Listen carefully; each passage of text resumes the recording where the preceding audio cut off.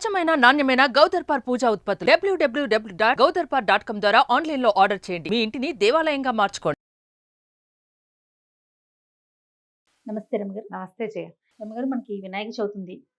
ఈ సందర్భంగా ఏదైనా గణపతి దేవాలయం, మనందరికీ గణపతి దేవాలయం అనగానే కాణిపాకమే గుర్తొస్తుంది. కాణిపాకం గురించి మనం ఆల్రెడీ మాట్లాడుకున్నాము. ఇంకేమైనా దేవాలయాలు ఉన్నాయా ప్రసిద్ధిగా? బోలెడు గణపతి దేవాలయాలు ఉన్నాయి జయ. కాణిపాకం కంటే పూర్వం ముందు నుంచి ఉన్న దేవాలయాలు కూడా ఉన్నాయి. అవి ఎక్కడో లేవు, మన గోదావరి జిల్లాలోనే ఉన్నాయి. మామూలుగా గణపతి ప్రతి ఆలయంలోనూ ప్రధాన దైవంగా కనిపిస్తాడు.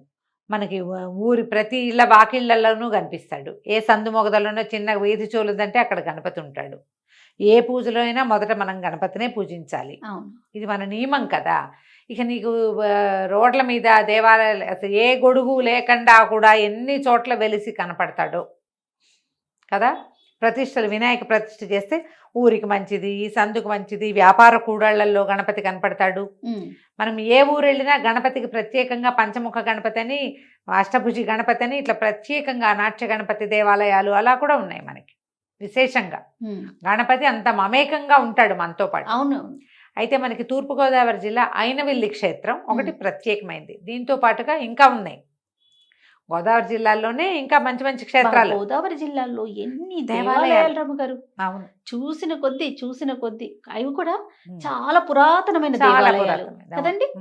ఇప్పుడు నీకు పురాతనమైనటువంటి పంచారామాల్లో కూడా గణపతి విశేషమైన ప్రతిమా స్వరూపంగా కనపడతాడు. వాకిట్లోనే సాక్షి గణపతి మనం శ్రీశైలానికి వెళ్ళేటప్పుడు ఇట్లా ప్రత్యేకంగా కనిపిస్తారు కదా. అయినవిల్లిలో సిద్ధి వినాయక స్వామి దేవాలయం ఉంది.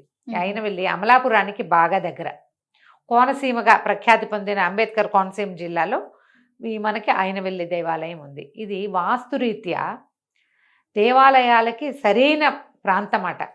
పర్వతాలు నదులు కలిసే చోటు ఇక్కడ ఇది. నేను వెళ్ళినప్పుడు గోదావరి కాలువలో స్నానం చేసి దర్శనం చేసుకున్నాను నేను. పక్కనే ఉంది కాలువ కూడా, గోదావరి కాలువ నడుస్తూ ఉంటుంది, పక్కనగే దేవాలయం కనపడుతుంది. 2 రాజగోపురాలు ఉన్నట్టు 2 గోపురాలు కనిపిస్తాయి అన్నమాట ఈ దేవాలయంలో.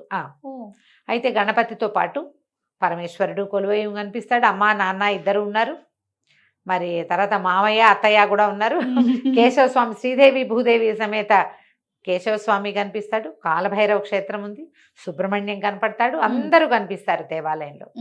ఇది మనకి దీనికి పూర్వగాథ ఏం చెప్తారంటే, దక్షయజ్ఞం చేసినప్పుడు మొట్టమొదట గణపతి పూజ ఈ ప్రాంతంలో ఈ దేవాలయం దగ్గరే చేయబడింది అని చెప్తారు.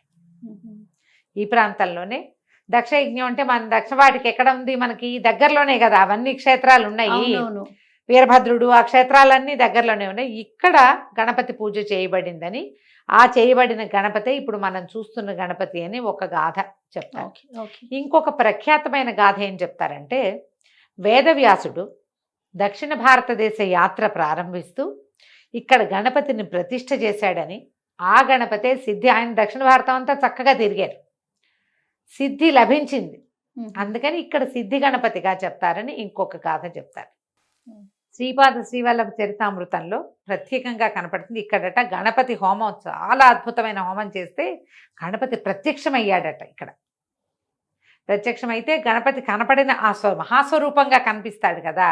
అది కొంతమంది ఋత్వికులుగా కూర్చున్న వాళ్ళు, యాజకులుగా కూర్చున్న వాళ్ళు హేళనగా నవ్వేసరికి వాళ్ళని శపించాడట గణపతి. వాళ్లే మూగా చెమిటి వాళ్ళుగా పుట్టారని, వాళ్ళని రక్షించడానికి కాణిపాక వినాయకుడు వచ్చాడని గాథ. అంటే కాణిపాకానికి పూర్వక్షేత్రం ఇది. మనకి మామూలుగా మనం శైవము వైష్ణవము మనకు తెలుసు కదా. మామూలుగా మనకు అందరూ కనిపిస్తారు, నిలువుబొట్టు అడ్డబొట్టు అని సింపుల్గా చెప్పేసుకుంటాం. అయితే 5 రకాల మతాలు ఉండేవి భారతదేశంలో. ఈ 5 మతాల్లో శైవము వైష్ణవము ఇప్పటికీ కనపడతాయి. ఇవి కాకుండా శాక్తేయము, శక్తి మతానుయాయులు, అమ్మవారినే పూజించేవాళ్ళు.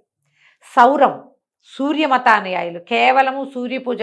నీకు తెలుసా, ఆయన ఉన్నారు కదా మన విక్రమార్క, ఆయన చెప్తారు కదా, విక్రమాదిత్య ఏం చెప్తారు, సూర్యోస్మి అంటారు, నమస్కారం అంటాను కూడా. సౌర మతానుయాయులు. ఇవి కాకుండా 5వ మతం గాణాపత్య మతం, గణపతి మతం. మనకి పంచాయతన పూజా విధానం అనేది భారతదేశంలో ప్రఖ్యాతమైన విధానం. ఈ ప్రఖ్యాతమైన ఈ విధానాల్లో ఉండే 5గురు ప్రధాన దైవాలు విష్ణువు, శివుడు, శక్తి, దాన్ని ఆవిడనే ఏమంటారంటే గౌరీ, అంబిక అంటారు. సూర్యుడు, గణపతి, వీళ్ళు 5గురు. ఇప్పుడు ఈ 5గురులో విశేషమైన దేవాలయాల్లో ఎవరు ప్రధాన దైవం అయితే వారు మధ్యలో ఉండి మిగిలిన 4 4 పక్కల ఉంటారు. అవును. అట్లా ఇప్పుడు గణపతికి సంబంధించిన ఆలయము అలా విశేషం అనుకో, గణపతి ప్రధాన దైవం, 4 పక్కల అంబిక, సూర్యుడు, శివుడు, విష్ణువు ఉండవలసిందే. ఇలా ఉన్న క్షేత్రము చాలా ప్రఖ్యాతమవుతుంది, చాలా పవర్ఫుల్గా కూడా ఉంటుంది.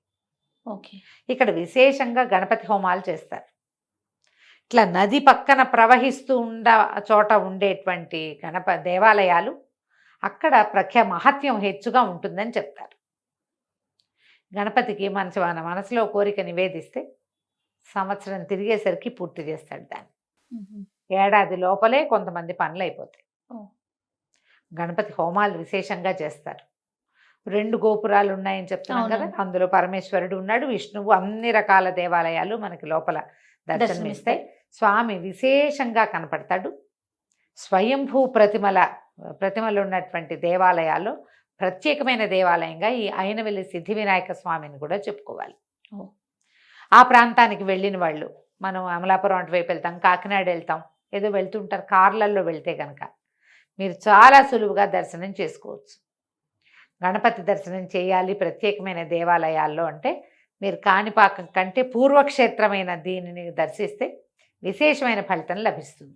తేలిక రోడ్డు దారి చేరుకోవడం కూడా అమలాపురానికి ఒక 12-13 కిలోమీటర్ల దూరం ఉంటుందంటే, ఆ కోనసీమ కాబట్టి పచ్చగా అందంగా ఉంటుంది. వాతావరణం చాలా బాగుంటుంది. నిత్యము అర్చనలు సాగుతూ ఉంటాయి. ఏదైనా హోమానికి డబ్బులు కట్టి మనం అవకాశం ఉంటే హోమంలో పాల్గొంటే కూడా మంచిది. గణపతి హోమాలు చేయటం వల్ల విద్యా వ్యాపార అభివృద్ధి జరుగుతుంది. మనకి ఏ విషయంలో అయినా సరే, సంతానం లేదు గణపతి, సంసారంలో సమస్యలు గణపతి, సంతానానికి విద్య లేదు గణపతి, ఆరోగ్యం సరిలేదు గణపతి, మానసిక ఆరోగ్యం బాగుండలేదు గణపతి, ప్రతి సమస్యకి, యుద్ధ రంగాల్లో ఇబ్బంది, ఏవో ఫైటింగ్, ఎవరితోటైనా శత్రుబాధ ఎక్కువగా ఉంది గణపతి.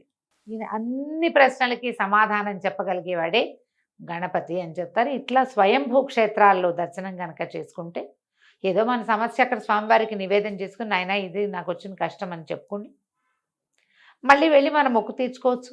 ఎక్కడో వెళ్ళలేని దూరము, చేరలేని పరిస్థితులు కావు. అవును. విజయవాడ నుంచి సింపుల్, చాలా తొందరగా వెళ్ళిపోతాం. అవునండి. అవకాశం ఉన్నవాళ్ళు తప్పకుండా దర్శనం చేసుకోండి. ఈ వినాయక చవితి సందర్భంగా అక్కడ విశేషమైన పూజలు జరుగుతాయి. ఈ 10 రోజులు విశేషంగా ఉంటుంది. కార్తీక మాసంలో కూడా అక్కడ విశేషమైన సేవలు జరుగుతాయి. అవకాశం ఉన్న వాళ్ళు దర్శనం చేయండి. తప్పకుండా రవి గారు. నమస్తే. నమస్తే.